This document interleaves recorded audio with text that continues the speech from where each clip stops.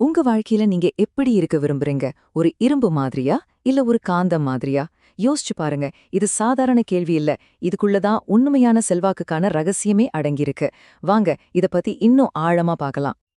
அதே கேள்விதான் இப்போ நேரடியா உங்ககிட்ட. நீங்க இரும்பா இருக்க ஆசைப்படுறீங்களா இல்ல காந்தமா? என்னடா இது சம்பந்தமே இல்லாம கேக்குறேன்னு நினைக்கலாம். ஆனா கொஞ்சம் யோசிச்சு பாருங்களேன். நம்ம ஒவ்வொரு நாளும் எடுக்கிற சின்ன சின்ன முடிவுகள்ல இருந்து மத்தவங்க கிட்ட பழகுற விதம் வரைக்கும் எல்லாமே இந்த ரெண்டுல ஒண்ண தான் நம்ம தேர்வு செய்றோம்.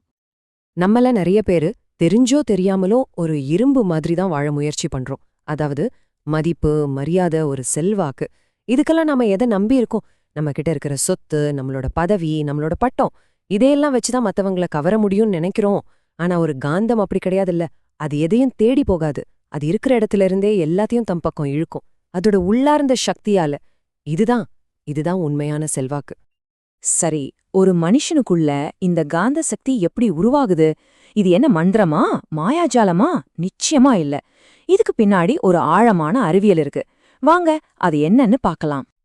இப்போ காந்த சக்தி இல்லாத ஒரு சாதாரண இரும்பு எடுத்துக்கோங்க.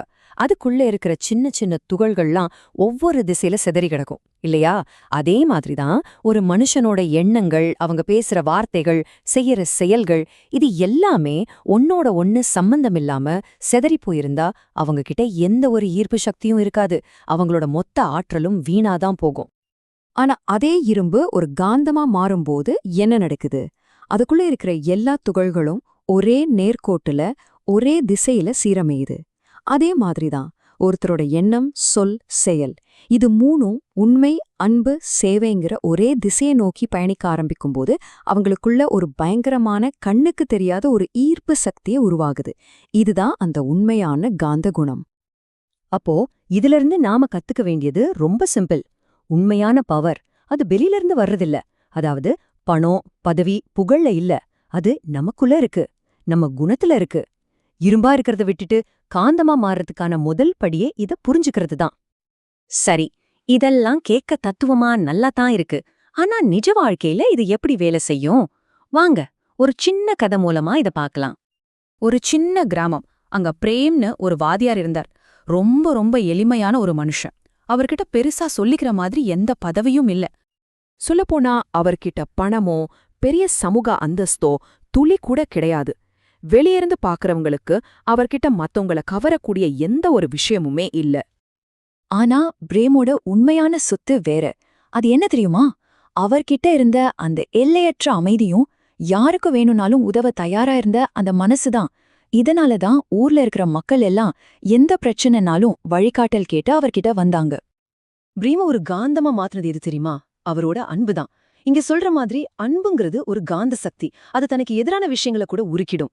மக்கள் அவர்கிட்ட ஏன் ஈர்க்கப்பட்டாங்கன்னா, அவர் என்ன பேசினாருங்கிறதுக்காக மட்டும் இல்ல, அவர் எப்படிப்பட்ட ஒரு மனிதரா இருந்தாருங்கிறதுக்காக. அந்த அமைதியான ஆற்றல் தான் அவர் ஒரு காந்தமா மாத்துச்சு. பிரேமோட கதை நமக்கு என்ன சொல்லி கொடுக்குது? உங்க பேங்க்ல இருக்கிற பணத்தை விட உங்க குணம்தான் உண்மையான மூலதனம். மத்த சொத்தெல்லாம் இன்னைக்கு இருக்கும், நாளைக்கு போகும். ஆனா உங்க குணத்தினால் வர செல்வாக்கு எப்பவுமே நிலைச்சு நிக்கும். பிரேம் மாதிரி ஒரு காந்த சக்தியுள்ள குணத்தை நம்மாலையும் வளர்த்துக்க முடியுமா அப்படின்னு கேட்டா நிச்சயமா முடியும். அதுக்கு ஒரு 4 முக்கியமான தூண்கள் இருக்கு. வாங்க, அது என்னென்னு பார்க்கலாம். நம்ம குணத்தை ஒரு வலுவான கட்டடமா மாத்த இந்த 4 தூணுங்களும் ரொம்ப அவசியம். முதல்ல சுய கட்டுப்பாடு. அதாவது நம்ம புலன்களை நம்ம கட்டுப்பாட்டுல வச்சுக்கிறது. 2வது சேவை. எந்த எதிர்பார்ப்பும் இல்லாம மத்தவங்களுக்கு உதவுறது. 3வது சகிப்புத்தன்மை. எவ்வளவு கஷ்டம் வந்தாலும் அமைதியா இருக்கிறது. 4வது சுய முன்னேற்றம். ஒவ்வொரு நாளும் நம்மள நாமளே கொஞ்சம் கொஞ்சமா மெருகேத்திக்கிறது. இது ஒவ்வொன்னுமே நமக்குள்ள இருக்கிற அந்த காந்த சக்தியை அதிகப்படுத்தும். இப்ப பாருங்க, நம்ம கவனம் பல இடங்கள்ல சிதறிட்டே இருந்தா நம்ம சக்தி வீணாயிடும் இல்லையா? சுய கட்டுப்பாடு என்ன பண்ணும்னா, ஒரு காந்த மாதிரி இந்த சிதறிய சக்திகளை எல்லாம் ஒன்னா சேர்த்து ஒரே இலக்க நோக்கி குவிக்கும். அப்போ நாம எவ்வளவு வலிமையா இருப்போம்னு யோசிச்சு பாருங்க. நம்மள பல பேர் பண்ற தப்பு என்னன்னா, மத்தவங்க நம்மள பத்தி என்ன நினைப்பாங்கன்னு யோசிச்சே நம்ம நேரத்தை வீணடிக்கிறது தான். ஆனா உண்மையான செல்வாக்கு எங்கிருந்து வருது தெரியுமா? நம்ம கிட்டே இருக்கிற குறைகளை சரி செஞ்சு நம்மள நாமளே செதுக்கிக்கிறதுலேருந்து தான். நீங்க உங்களை எவ்வளவு தூரம் மேம்படுத்திக்கிறீங்களோ அதுதான் உங்களுக்கான சிறந்த விளம்பரம். சரி, நாம இப்போ கிட்டத்தட்ட இந்த உரையாடலோட கடைசிக்கு வந்துட்டோம். இப்ப அந்த முடிவு உங்க கையில தான் இருக்கு. இரும்பா இருக்க போறீங்களா இல்ல காந்தமா மாறப் போறீங்களா? இதுவரைக்கும் நாம பேசின முக்கியமான விஷயங்களை ஒரு தடவை பாத்திரலாம். வெளி சொத்துக்களை விட உங்க குணம்தான் முக்கியம். உங்க எண்ணம், சொல், செயல் இது மூணையும் ஒரே நேர்கோட்டுல கொண்டு வாங்க. அந்த 4 தூண்களை வச்சு உங்க குணத்தை உருவாக்குங்க. ஞாபகம் வச்சுக்கோங்க, உங்க உள்நிலைதான் உங்க வெளிப்புற செல்வாக்க தீர்மானிக்குது. கடைசியா ஒண்ணே ஒண்ணு, நீங்க என்ன சொல்றீங்கங்கறத விட நீங்க யாருங்கிறது தான் ரொம்ப முக்கியம். வார்த்தைகளை மக்கள் மறந்துருவாங்க, ஆனா உங்க குணத்துல இருந்து வர்ற அந்த உண்மையான ஒளி, அந்த உள் ஆற்றல், அதுதான் மத்தவங்க மனசுல நம்பிக்கை உருவாக்கும். அதுதான் உண்மையான ஈர்ப்பு சக்தி. சரி, இந்த உரையாடலோட இறுதியில உங்களுக்காக இந்த ஒரு கேள்வியை நான் விட்டுட்டு போறேன்.